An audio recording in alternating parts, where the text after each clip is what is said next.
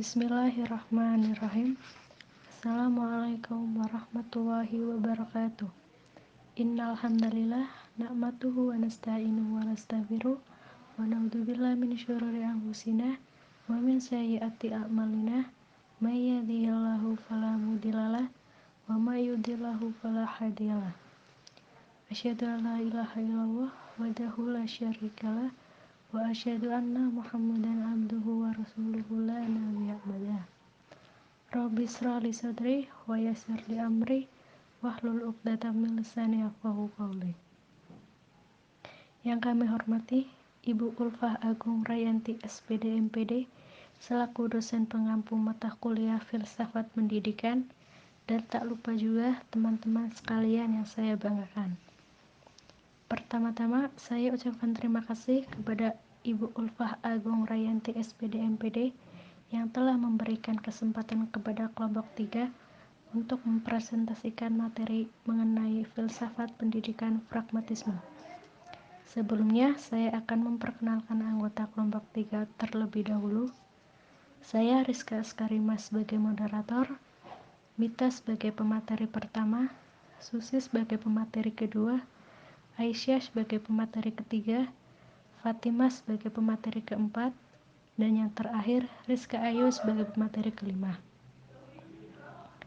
Baiklah, susunan acara pada kesempatan kali ini yang pertama pembukaan, kedua penyampaian materi, ketiga sesi tanya jawab, dan yang terakhir penutup.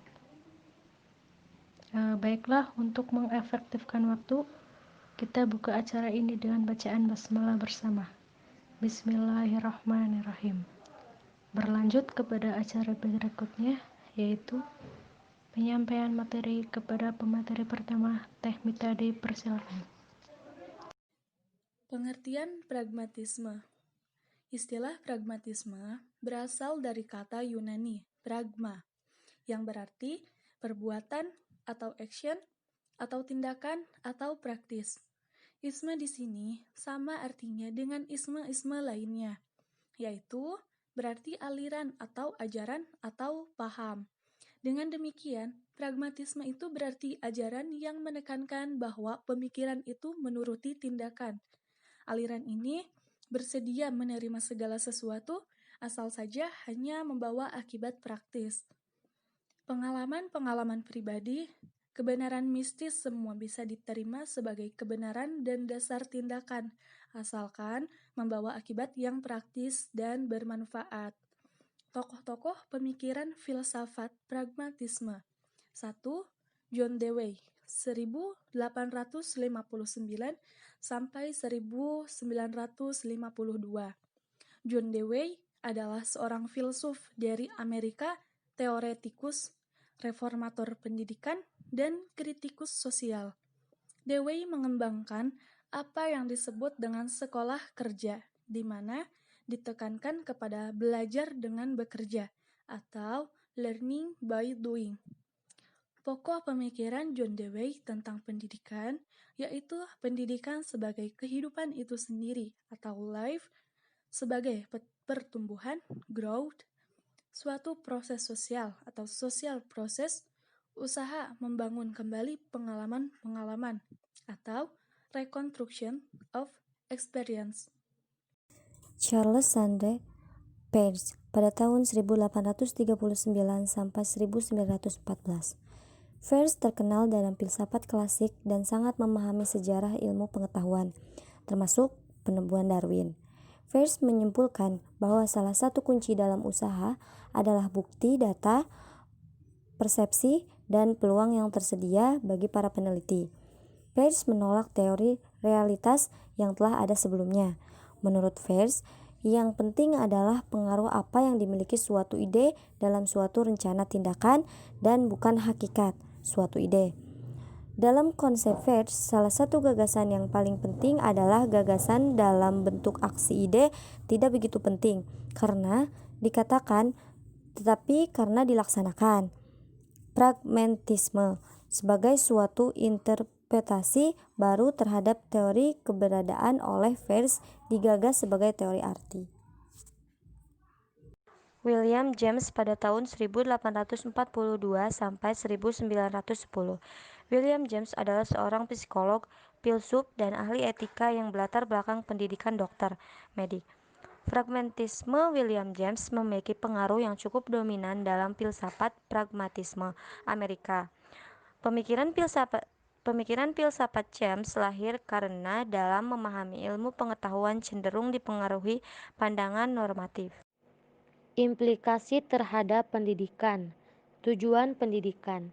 Tujuan pendidikan secara umum menurut pragmatisme adalah mempersiapkan bakal calon yang siap untuk terjun di dalam dunia masyarakat dan mampu mengatasi masalah di sana.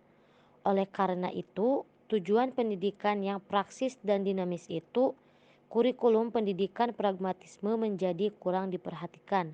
Mereka lebih berfokus pada mengembangkan minat individu daripada idealisasi kurikulum.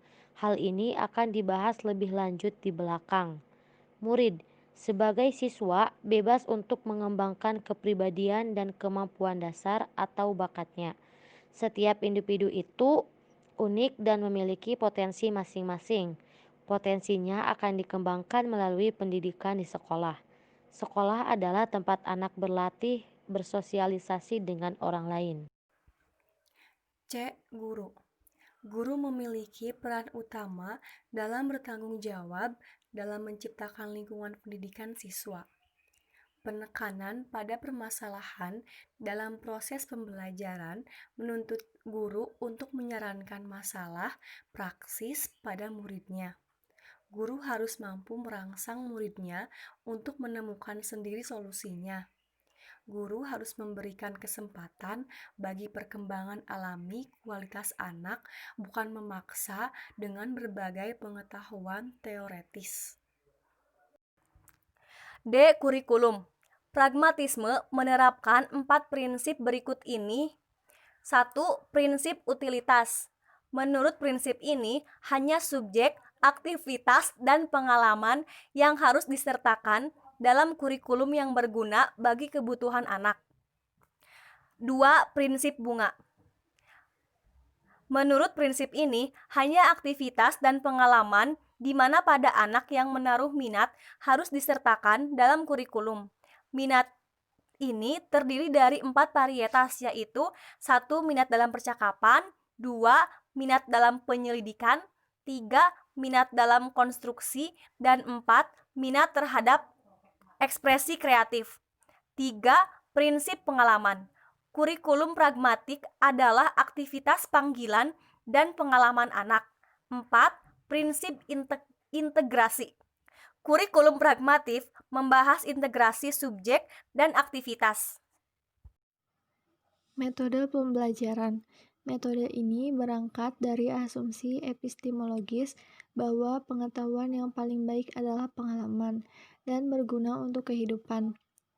Metode ini juga bisa disebut sebagai metode proyek. Melalui metode ini, anak mencapai pengetahuan dengan memecahkan masalah praktisnya. Pragmatisme mendorong cara belajar yang demokratis melalui proyek dan kegiatan yang bertujuan dan kooperatif. Anak-anak tidak dapat belajar kecuali mereka aktif, menggunakan tangan mereka dan terlibat dalam berbagai variasi eksperimen. Pembelajaran tersebut juga melibatkan guru dalam membimbing anak sehingga ada suatu kegiatan kooperatif di sana antara guru dan murid. Dan tentu saja pembelajaran tanpa tujuan akan